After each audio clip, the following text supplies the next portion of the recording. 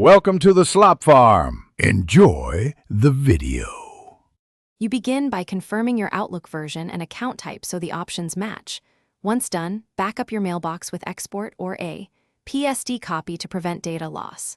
Next, open the View menu and click View Settings to access columns, sort order, and conditional formatting.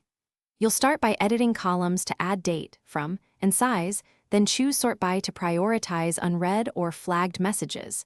This ensures the layout you build reflects the way you work. Once the basic layout is set, create rules to auto-move or tag emails based on sender, subject, or keywords. You do this from Home Rules, Manage Rules, and Alerts.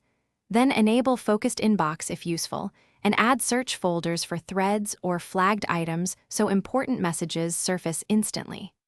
Also, tweak conditional formatting to color code senders and conversation settings to group messages logically.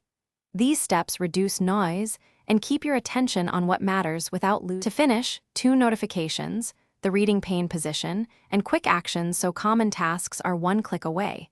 Make sure desktop and mobile sync settings align by checking folder sync limits. Once complete, test by sending and sorting sample messages to confirm rules and views behave as expected. If things break, rebuild the search index, reset the current view with View Reset View, or recreate your profile. These fixes resolve most mismatches between layout, rules, and server sync. Thanks for watching. Consider subscribing if we helped you today.